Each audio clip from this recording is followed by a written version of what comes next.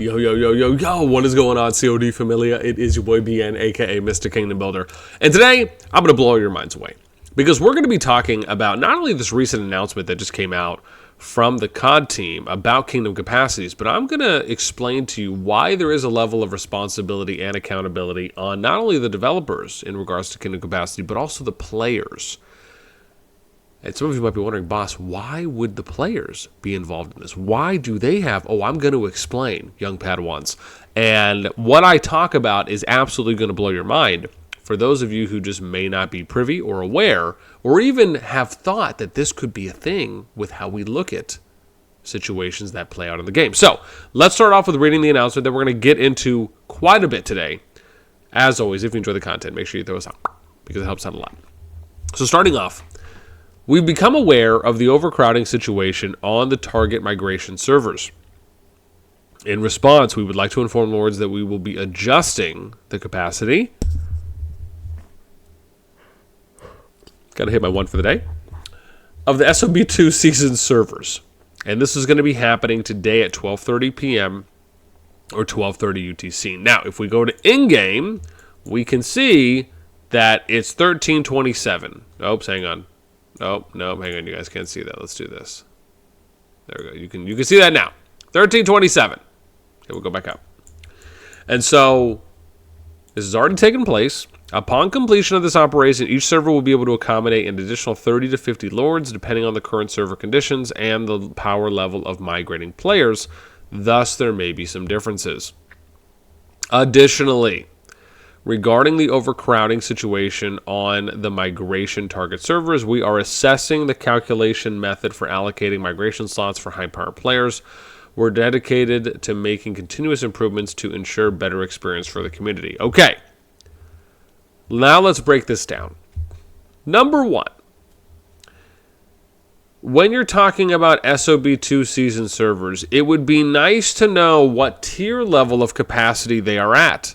As an example, when I interviewed Asi and Leo a little while ago, they had told me that there would be different kingdom capacity tier levels, and that the tier levels would increase, or the cap on the high end would increase season to season. So number one, you have to start off by designating what tier or what capacity or what designation is each of these kingdoms in regards to migration.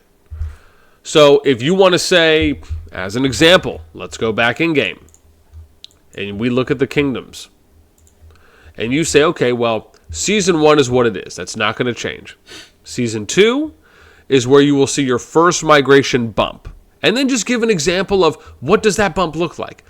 Of course, if it's an exact bump, that'd be even better, right? If you would say something such as we're allocating 100 extra slots to the cap on the top end. Okay, well, what is the cap on the top end, right? What does that mean? We don't know anything, right? So, again, be specific. Provide some details. Doesn't mean that you have to necessarily, give us the code, if you will, but at least explain what is the intended or hopeful cap in Season 1, and then if it increases in Season 2, what does it increase to? And by how much?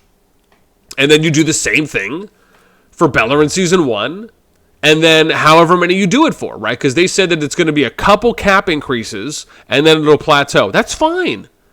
But where's the specifics? Where's the details? That's what we need. We don't know anything. We don't know what we don't know. So again, and keep in mind, there's nothing wrong with saying what the number is. Like, it's not all of a sudden people are just going to be like, okay, well, we know that it's plus 100, so... oh, I don't know, let's just do the only option that we have, which is let's try to bring in up to 100 people. Like, it's that simple. It's not, how are you going to finagle a system or take advantage or manipulate a system when all you're knowing is by how much the system is increasing by? And even if they came out and said, okay, well, we don't want kingdoms to go above 25 bill, or that's the average peak that we'd like to see them at because we want to try and bolster multiple. Okay, then that's fine. But just say that, and then just give some reasonings why. That's it. Easy peasy lemon squeezy. Oh, my face hurts. Okay. So that's kind of where we're at as it pertains to what are the capacities and what we don't know and what we'd like to know. So let's go back. Now, upon completion of this operation, each server will be able to accommodate an additional 30 to 50 lords depending on the current server conditions. Okay. That's nice and all that they are going to be increasing that. But it really comes down to what are you increasing it for? Understanding that. Comprehending why it is that you need to increase it and how they came up with the 30 to 50 lords. Because to me, that just kind of feels like a number they just threw out, right? Like, where's the explanation? Why did you pick that number? What data are you seeing? What feedback are you getting? That is what is the most important, right? It's not, I mean, don't get me wrong. Are any of these kingdoms in SOB2 going to be mad that they're increasing it by 30 to 50? I doubt. But that is sometimes a small step or a kind of Band-Aid fix in what really should be more of a long-term addressment, if you will. Now, I also understand that they're trying to do an adjustment early, and hopefully maybe they'll do some kind of announcement or some larger presentation on kind of what the long-term solution or plan or fix is, and they kind of allude to that in the next point. So that's fine. But I'm just explaining that it's a number without purpose or like some kind of a statement without context or a subject line without a message body doesn't really do us all that good, right, in the long term. Lastly, additionally, regarding the overcrowding situation on the migration target servers, we are reassessing the calculation method for allocating migration slots to high-power players. Now, this is basically an example of saying, well, if someone's 100 mil plus, maybe they would take up 2 slots. If someone's 50 mil and below, or if they're between 50 and 100 or 99 million and below, maybe they take up 1 slot. Or if it's 0 to 50 million, they take up 1. If it's 50 to 100, they take up 2. If it's 100 million plus, maybe they take up 3 slots, right, out of the amount you get. That's kind of what I interpret this as. Now, do I think that having that kind of a weighted value that is put on to players based on their power could work? Yeah, okay, maybe. However, and again, you also have to look at it on the other end, right? So if you do it that way, that just means less overall players will be able to get into the kingdom, which each individual player's activity. If you do it that way, you also run the risk of certain players not being able to get in because maybe they're too powerful, right? And maybe the kingdom wants more activity, or they don't want to lose out on having more generally active players that could power up compared to taking powered high spenders, whales, if you will. And an example of this would be, let's say that someone who's 100 million power takes up 3 slots. Someone who's between 50 and 100 or 99 million takes up 2 slots. Would you rather grab players that are close to, and then let's say 0 to 50 million is 1 slot. So would you rather take players that are at 100 mil plus, where they're occupying 3 slots, and let's say you have 300, which means you could bring in 100 active players? Or would you rather take in a mixture of 1 to 2 value slot players, knowing that they'll probably be able to power up and maybe you can double your activity? Instead of going from 100, now you can bring 200 people in, because you also have to factor in the rate of general player drop-off, which is the period of time where over time players will just inherently stop playing, right? Or they'll take breaks for whatever reason, and you need to make sure you have enough activity, sometimes overfilled activity, to supplement for that, where you can fill those people in for the inactives that end up dropping off. So there's a number of things you have to think about. So again, if you look at, and then the other side of it is, well, what if we just have it be where regardless of your power, you come in, you take up 1 slot? I'm okay with that as well. Again, there are pros and cons to that, just like there are for anything. And I think that's where they're probably trying to figure out what is the best way to go about that. How do we make it? Because we don't know. Like I said, we don't know what we don't know. And previously we said that we don't know what the top end capacity is. However, if we look at top kingdoms in the game, right? So let's do this. Let's go. I don't even know what I was showing over here, but I'll show this as an example. So this is something that we showed off right when we were doing our top 25 kingdoms in the game. And you could see here that this is, 10 days old right now, that the top kingdoms were at 21 billion power. And again, this is just if you're factoring in a sum total. This is not a top 300 projected. You can't really, you can do a top 300 projected, but the challenge is that if you look at the leaderboards, you can only go to the top 200. So you'd have to do the top 200 summed, and then you'd have to go into each of the alliances and and look at the powers for players that are at 201, right? Or the next strongest person, and kind of add those up. That's a lot of work to do. It'd be a lot easier if they just extended the leaderboards and allowed for you to view like the top 1,000 or the top 500 at least. Hopefully that's something they eventually do, because I think Rock now has it to where you can look at the top 1,000, so you're able to get top 300 projecteds for basically what you do is you take the top 300 players, you add them all together. So the example would be if I go in here, if I zoom in, if we go to player power, it would be going all the way. Oh, hang on, I think someone told me something. What did end page down? Dang it, someone told me something here that I was able to do. Oh, I think it was click on my name. Right? Isn't that what Meower? Someone told me that. Yeah, see, if you click on your name, it'll take you to the very bottom. There we go. I remembered things. So, anyways, small win for me. You could only view the top 200. Now, we know, because I had asked either someone from the COD team at some point, this was after that anniversary video came out on their YouTube channel, where they showed off some data sets. And some of you may remember, for those of you that watch this, they even showed off a particular set where, who were the players that reached T5 the fastest. And I think the fastest one was like 1.3 or 1.5 days. Like it was pretty quick. And then they also showed off kingdom power.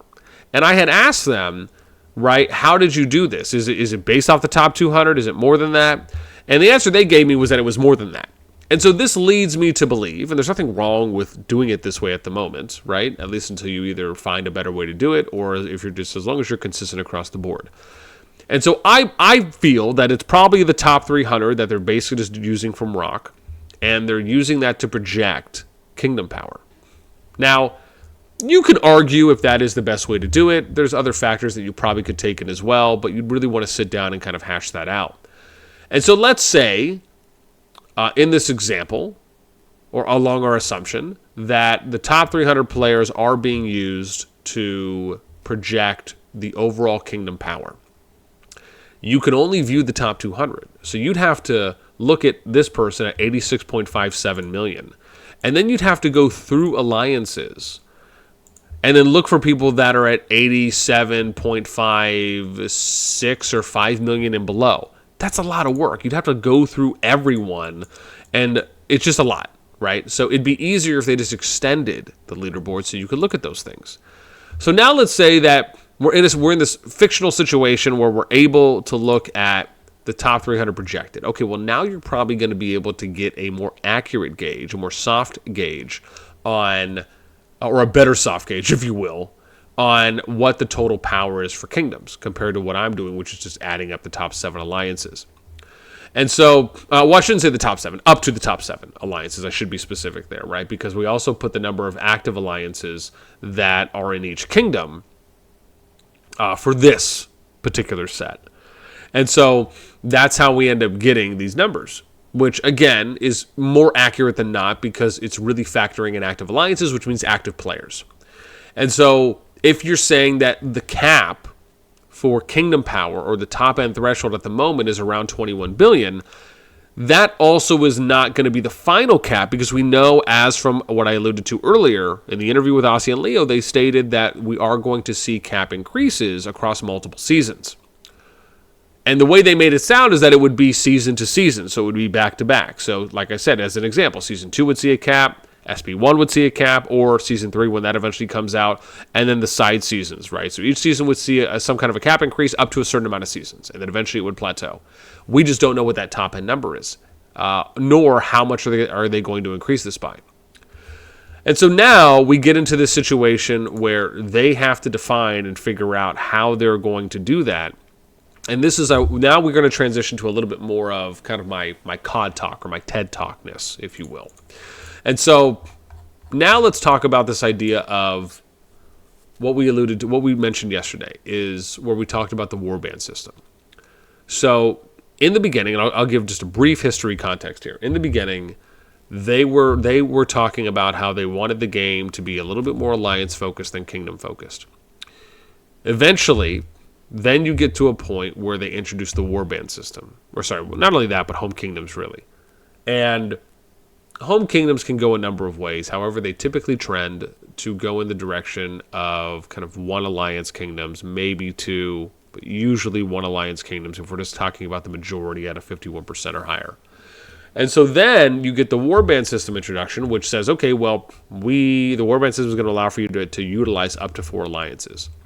So this is kind of the first step, the first big introduction that essentially goes against or leans on the other side of what they had initially stated. Because why would you introduce a system that is really cool, generally speaking, because of things such as you being able to assist and help each other, garrison and rally with each other, you can teleport on each other's territories. This is just to name a few things. There's a lot of general benefits here, right? You get to avoid the friendly fire. And then you're going to introduce, right? And so you introduce this system, but there's no kingdoms right now that have up to 4 active alliances. There are some that have 2, and even fewer than that. I say a handful, I think, if not less than that have 3. And that's typically more in the younger kingdoms than it is the older ones. The majority of the older kingdoms, between like 1 and 300 or 1 and 250, are predominantly 1 alliance kingdoms with a small mixture of 2 alliance kingdoms.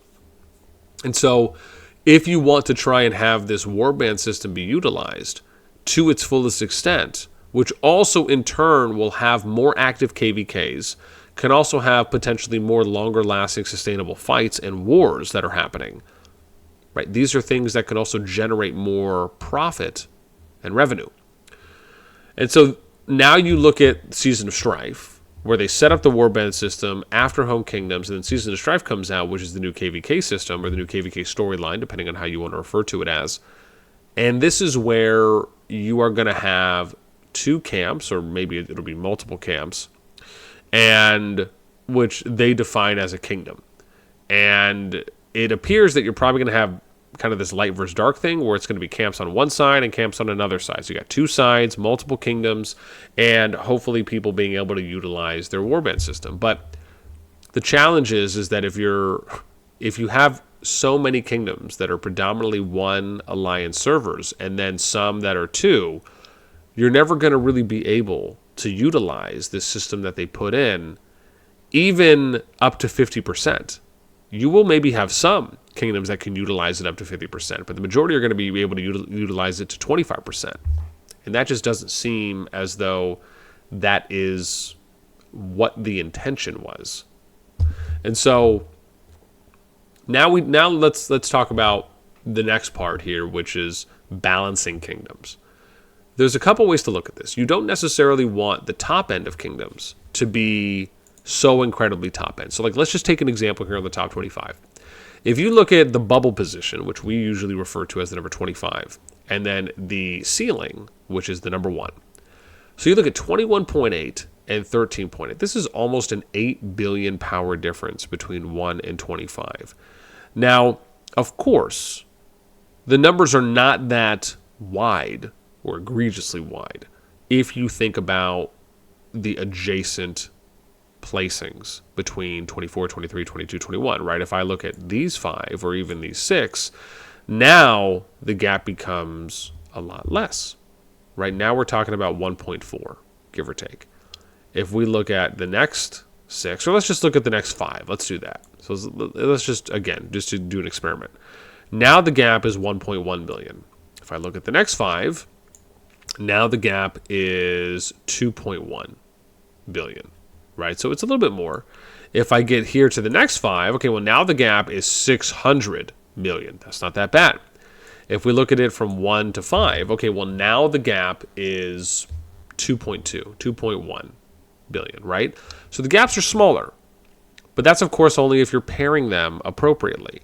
And the idea being is that you want to try and have as many kingdoms to be as balanced in power as possible. That's kind of the whole reason why something like an Imperium system was introduced, and migration limitations and restrictions were as well in Rise of Kingdoms, just like they are in any kingdom builder, because you don't want the top end of powers to just run away with all the power. You don't want the top 5 kingdoms to be 10 billion above everyone else. You don't want the number 1 kingdom to be 10 billion power above number 2, or the number 2 kingdom to be 10 billion power above number 3, and it like that, right? Because that would just be not good. And not good in the sense of, oh yeah, great for them, but not good in the sense as it pertains to things like balanced matchups. And I think the thing is that it's really more about having quality in your kingdom rather than quantity. And this is just my personal take on it at this point. And I say that because most kingdoms are looking, like anything, everyone wants to have good activity, people that are engaged, people that socialize, and people that fight, right, and participate. And so everyone wants that. And because of that, most kingdoms are usually trying to recruit, the strongest, active, engaged, socially adept players that they can. Now, it doesn't mean that everyone is always going to be only looking for strength or power, but generally speaking, if you can get people that are stronger, on average, I would just say for kind of the usual or trending mindset right now in kingdoms that I've seen, right, that appears to be how it is.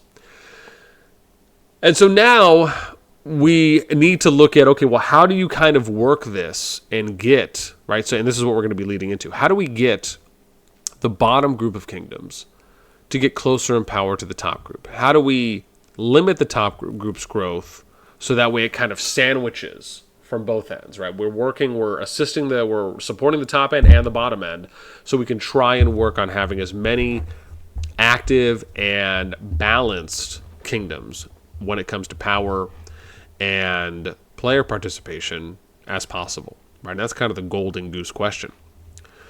So now let's talk about top alliances, and so we kind of did already, but let's talk about how is the cap being pushed at the top end? Well, it's being pushed really in a simple way. And we talked about this earlier when we were in VC. I think like Timmy and Brooke and Gron and a couple other people were there yesterday or the day before. And how this happens is that when you have the top alliances in these kingdoms that are trying to push that threshold, right? And for example, if we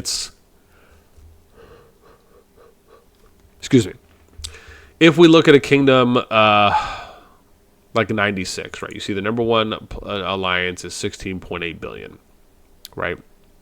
We have another one here from 134 at 15.23, and then you have one here from 15 at 17.33, right? And I think this is BTR's group, if I remember for where they at. I'd have to go look at my alliances tab real quick, but I think so. Yeah. So you see like BTR 96, right? Their EDS, right? These are some of the ones at the top based on their power. Now, what is usually happening is that every migration window, you are having however many slots. Now, a lot of these kingdoms are probably full for the most part, but maybe some of them are crowded. And I'm sure some of them will try and drop out of that so they can bring in fresh players or stronger players than the ones that left, possibly. And so the kingdoms at the top are always trying to do that, especially if they're full or if they're in some kind of an Imperium status. You are trying to lean out, usually. Now, there's kind of different ways that you can lean.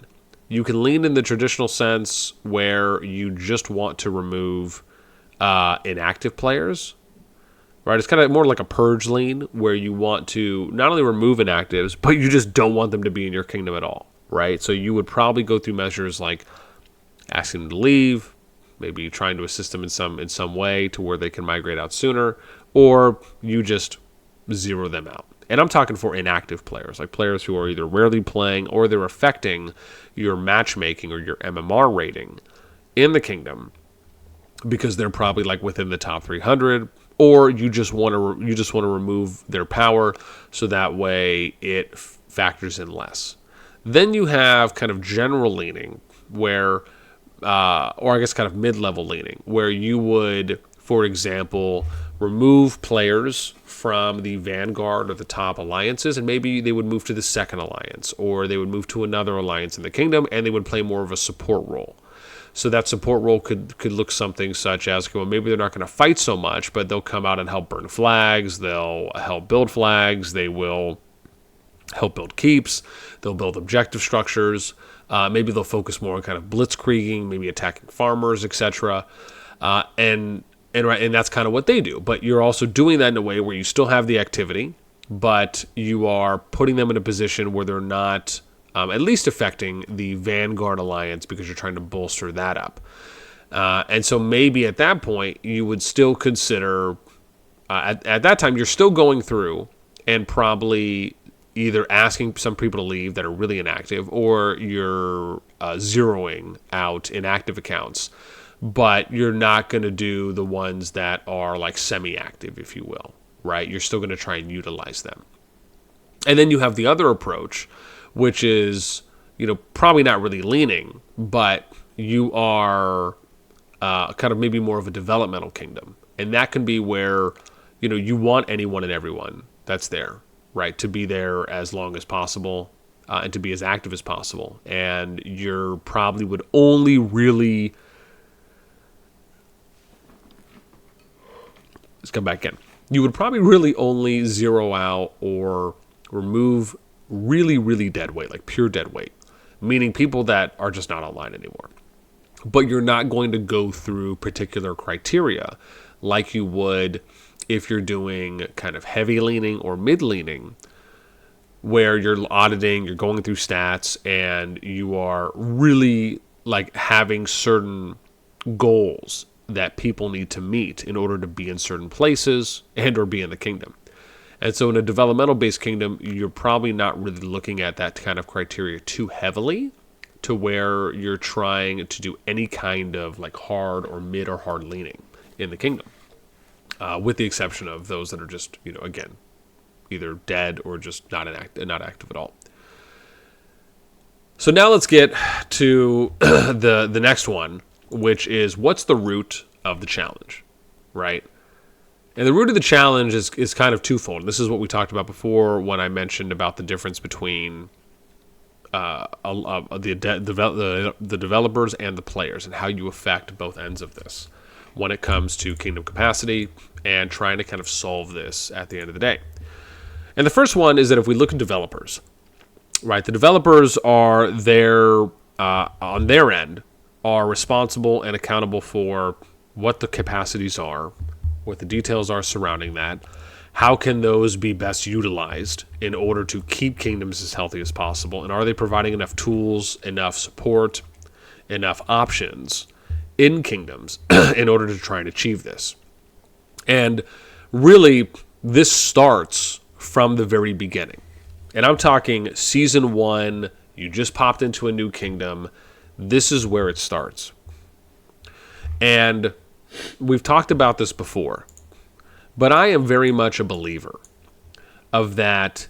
If you look at an example, actually, hang on, I think I might have to go to a newer kingdom where, well, never mind, I can't even look at it yet because I'm still leveling up another account. But let's see if we can look at it here on the Augur Stone. I don't know if it's going to show it here, wherever my Augur Stone is. Let's go all the way to the left. Okay, yeah, so yeah, see, they don't show it. I would have had to level this up, but I'm going to level this up while we're talking about it. The thing about this is, for those of you that are familiar with the first Augur Stone chapter in a new season, you know that they put a goal, an objective on how many players they want to see and what level, or city hall level, they need to achieve.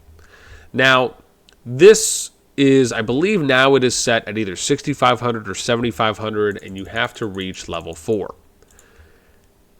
The challenge with this, and I'm going to try and show this off to you guys as I'm speed running right now through one of my scout accounts, I think I'm on like 410 or something, is that when you do this, and you consider that this could be a factor for how new kingdoms are opened. Right now, what we've also heard is that it's just kind of based on when that kingdom reaches a certain capacity. However, The challenge with this is that it is not, in my opinion, the best way to fill out kingdoms early on. And I will explain, of course. If you say, let's use an example of they want to populate kingdoms to 20,000 players before a new one opens. Okay. And they keep in line their, what was, I think, 7,500 or 10,000. It was something before that. It was a little higher. But let's say it's 7,500 players also for the first Augerstone chapter have to reach level 4. So let's say you populate your server 20,000 players, but you don't reach the 7, which again has been the case in a number of kingdoms where they haven't reached that first Augerstone chapter, and then a number of kingdoms have also reached it. So let's say you're in a kingdom that just barely reaches it, right? Like maybe you're 7,550, right? Of those, out of those 20,000 players that have been populated in that kingdom that have reached level 4. Well, keep in mind, level 4 does not take too long to reach. And if we're going off of trying to gauge what level a player is at, that showcases are they more likely to continue playing the game or not. Usually a higher city level would have a higher percentage chance of indicating this. Why? Because if you have reached something like City Hall 10 or 12 or 16, that means you're still playing the game. And it means that that activity is more likely to carry over and to continue in the kingdom throughout the season. You have a higher percentage chance of doing that compared to if you're filling the kingdom up and then having a threshold or an objective for your first Augerstone of we only have to reach City Hall level 4. That doesn't really do anything. It doesn't take that long. You can reach City 4 probably in an hour with max helps, give or take, whatever the number may be, right? But it's definitely, you can definitely do it within the first day. Let's just say that, right? Within less than half a day. And so, again, this is why a big portion for why kingdoms more often than not are not being what I would consider appropriately filled with a higher percentage level of long-term activity.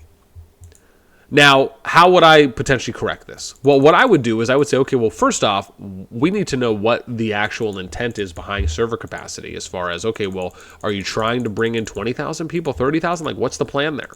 And then on top of that, regardless of what that number is, the one I think is probably most important is that you either need to have like 7,500 or 10,000 people, something around there, and they need to be able to reach... I mean, honestly, I would probably say like City Hall 10 to 12. Like somewhere around there is where I would be looking at. And I'd have to look at some numbers too as well to kind of see when certain things fall off. But I would say how if you're actively playing and you're in an alliance and you're getting max helps, right, as a free to play specifically, what City Hall level could you realistically be at within the first 2 to 3 days? And then I would look at what some of those averages are and say, okay, well, if the average is somewhere around City Hall 10 to 12, then okay, let's set it at that.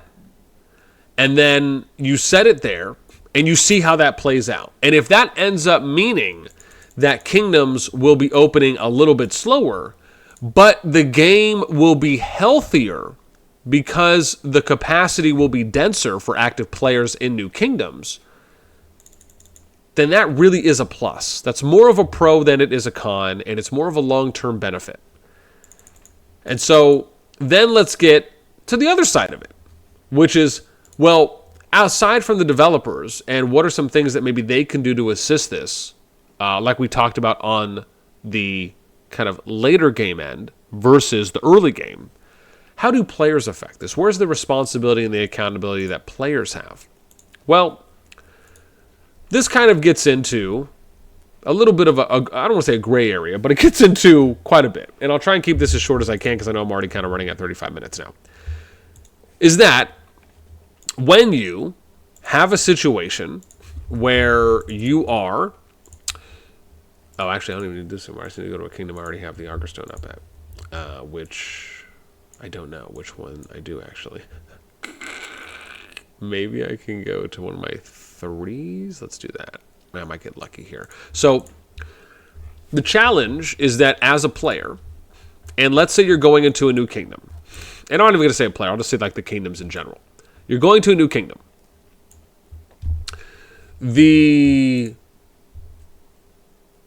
What ends up happening is that a lot of times, because there is no rule book, there's no guidebook, there's no guidelines, there's no this is how we play the game, there's no best practices that the developers of the game itself indicates for you. The challenge is that it can very much become a survival of the fittest. That kind of Darwinism, if you will.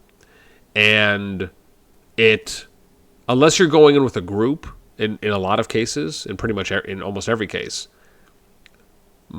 every kingdom is kind of, I don't want to say doomed, but they are very much kind of put on this path of leading to some kind of a mega alliance structured kingdom, where you basically just have a top dog, and then the others kind of fall where they may power-wise. Now, of course, maybe that could change. Maybe there could be some different approaches if kingdoms are just populated with a little bit more activity, but this is usually the way it goes, unless there is some kind of either A, outside influence, meaning that you're coming in with a group or a project's worth of players and alliances that can kind of be that deterrent, if you will. Hopefully. It doesn't mean that every project will. Or 2, everyone in that kingdom is, shockingly enough, able to all come together, where you have the leaders and or any potential officers that will sit down and have conversations and talk about trying to unify the kingdom, right, so you can be ready for KVK. And to me, that really is the thing that should be pushed by the developers, is that your kingdom should act like a kingdom, which is we're trying to bring the kingdom together. It's not just about who's going to be the top dog and winning Flame Dragon at the end of the season, but it's also about bringing the kingdom together because your entire kingdom is going to fight against other kingdoms in KVK. So if you think about it, based on the game's logic and the way that seasons play out, it is only in the game's benefit to promote more of a unification structure and more of a kingdom building, community building structure than it is to promote individual alliances. And even if you think about Season of Strife now, where they are pairing multiple kingdoms with other kingdoms and to be on the same side, it's only further doubling down on having more unification. Because keep in mind, the earlier you can unify a kingdom, the less player drop-off that you're going to see. These should be things that the game is promoting, because it falls in line with the game's logic. So, again, this is something on the player end that players have to realize that you are just as much of an influence as the mechanics and systems that are put in place by the developers. And that, again, is going to be a hard pill for some people to swallow, because that requires a level of effort when you are going into a kingdom to not just be like, mine, mine, mine, mine, mine, mine, mine. It really should be more of, okay, how do we all work together? And how do we all reap rewards, regardless of if you balance out everything or if it's a 1, 2, 3, 4, 5 kind of top-down system. How do you put something in place that will, keep in mind, we're talking about common denominators here, keep activity as high as possible, keep player drop-off as low as possible, and allow players to enjoy their day-to-day playing experience. Like, even if you just talk about these 3 things, that should be a focal point, in my opinion, for every kingdom. So anyways, this is my rant. This is my COD/TED Talk for the day.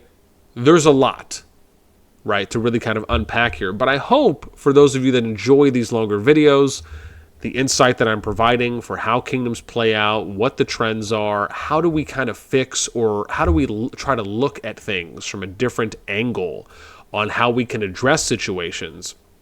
You know, this is something that comes to mind, and this all leads into the kingdom capacity of being able to try and have up to 4 active kingdoms, and it all starts from a brand new kingdom. Really, it does. And then at the same time, also needing to kind of figure out a way to address dead kingdom servers, and we may talk about that in a later video. But I hope, if anything, this conversation, this discussion on me touching on a number of different points has at least got some of your creative juices and brain flowing, if you will. And I would love to hear what you think. Do you agree? Do you disagree? Or do you have a different approach? Do you have different solutions? Let me know in the comments below. That's going to do it for me. As always, until next time, I'll catch y'all later.